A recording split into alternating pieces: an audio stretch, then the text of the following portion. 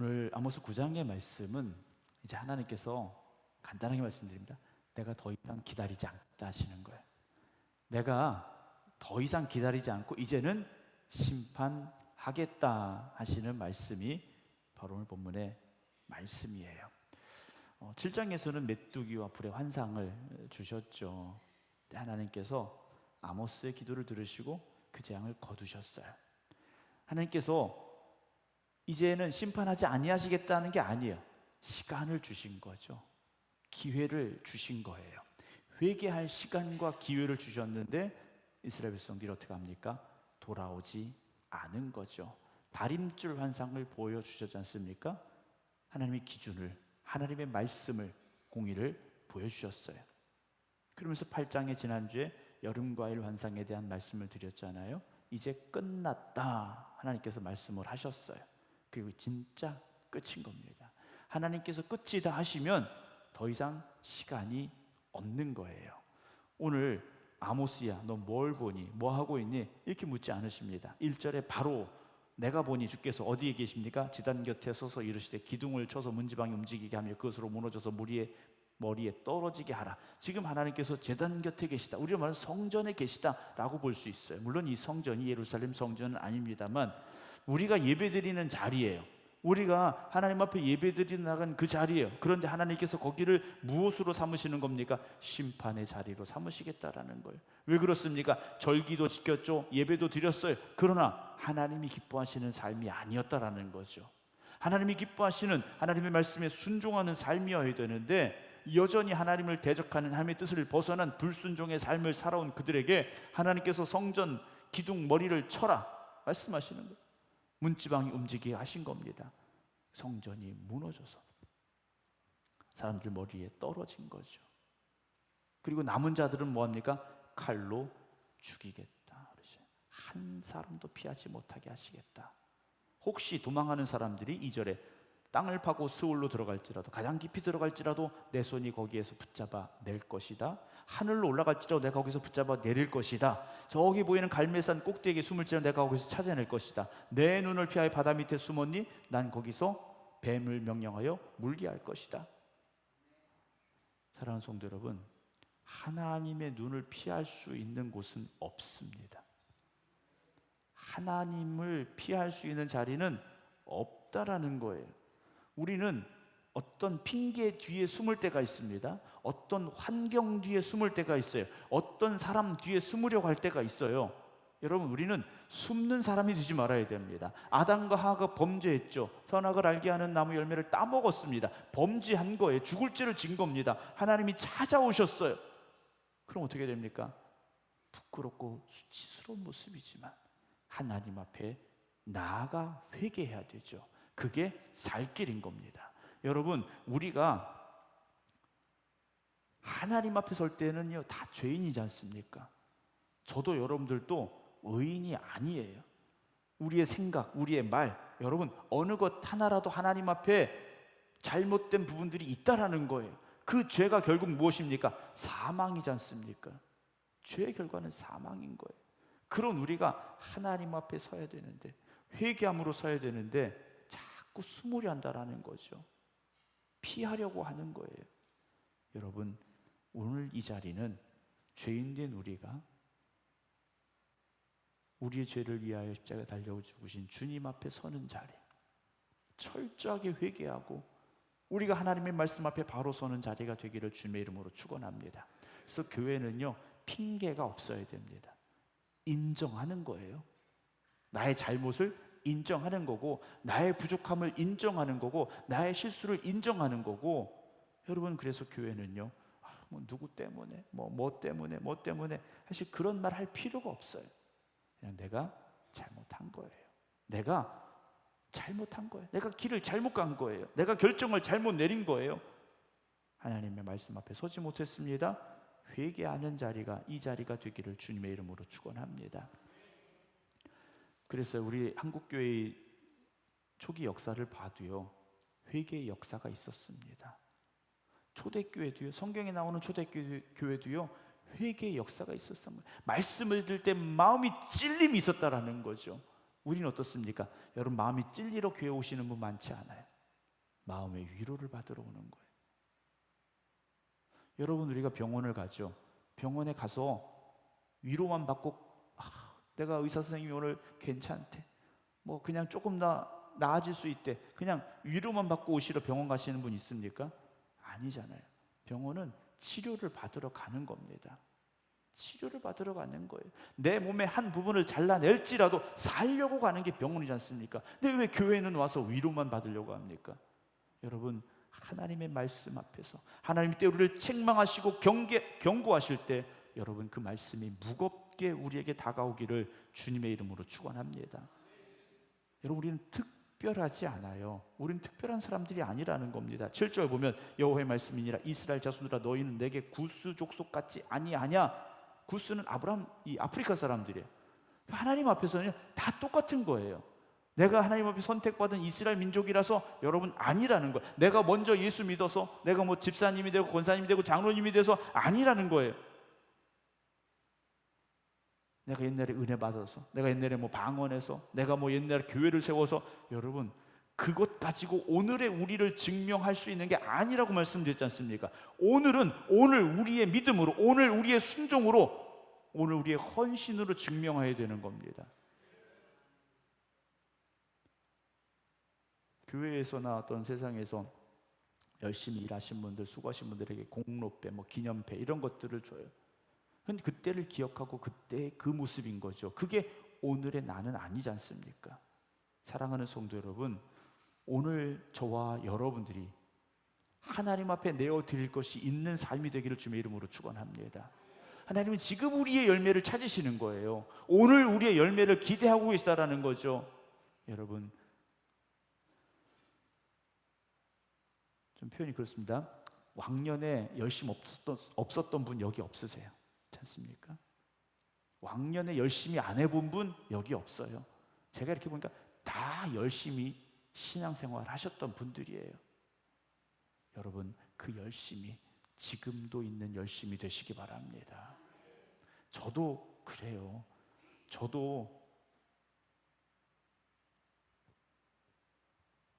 생각해 보면 지금보다 더 열심히 있었던 것 같아요. 네. 근데 어느 순간 그 열심이 조금씩 제가 봐도 없어지는 것 같아요. 그래서 우리가 그런 말 하잖아요. 처음이라는 단어를 쓰지 않습니까? 첫 신앙. 여러분, 그때의 그 믿음을 잃지 마시기 바랍니다. 물론 뭐 이제 우리 장로님들, 우리 권사님들 연세가 좀 많이 이제 들어가셔요. 아까도 우리 정순이 권사님 나오셔서 찬양하시는데 제 마음이 좀 뭉클하더라고요. 안 나오고 싶으셨던 것 같아요. 네. 젊은 사람끼리 나가서 해 이러셨던 것 같아요. 나오셔서 하시는데 너무 감사했어요.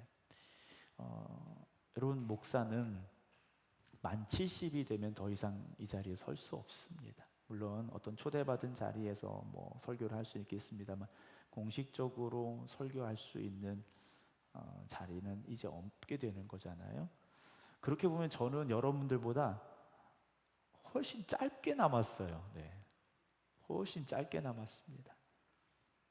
뭐 정년이 앞으로 조금 더 연장된다라는 이야기는 있습니다만 아직 법으로 정해지진 않았어요. 그렇다 해도 앞으로 저도 20년이에요. 연장이 된다 해도 20년인데 내가 그만큼 열심을 지켜갈 수 있을까라는 두려움이 섭니다. 제가 열심이 없는 것처럼 보이걸랑 목사님 변하셨네요. 여러분들 그렇게 말씀 한번 해주시면 좋겠어요. 이미 그런 마음 갖고 계신지도 모르겠어요. 목사님 5년 전하고 좀 달라졌네요. 네. 사랑이 좀 식은 것 같아요. 열심히 좀 식은 것 같아요. 네. 그러실지도 모르겠습니다. 오늘 우리가 하나님 앞에 어떻게 서야 되는가 하나님은 기대하고 계십니다. 그래서 계속 말씀 주시는 거예요. 그러니까 여러분, 오전에도 설교에 대한 말씀 들었습니다만 설교는 여러분 말씀은 평가하라고 듣는 게 아니에요. 그 말씀의 평가 앞에 우리가 서야 되는 시간이라는 거죠. 그러니까 설교를 잘 하시느냐 못 하시느냐의 문제가 아니에요. 그 설교에 내가 합당한가, 그 설교에 내가 부끄럽지 않은가를 보면요, 여러분, 은혜 받지 못할 설교는 없습니다. 은혜 받지 못할 설교가 없는 거예요. 눈물 없이 들을 수 있는 설교가 있느냐? 여러분, 그렇지 않아요. 정말 그 설교가 내 마음에 찔림이 되면 여러분, 우린 눈물 흘릴 수밖에 없고요, 가슴 찔릴 수밖에 없고요, 회개할 수밖에 없다라는 거죠.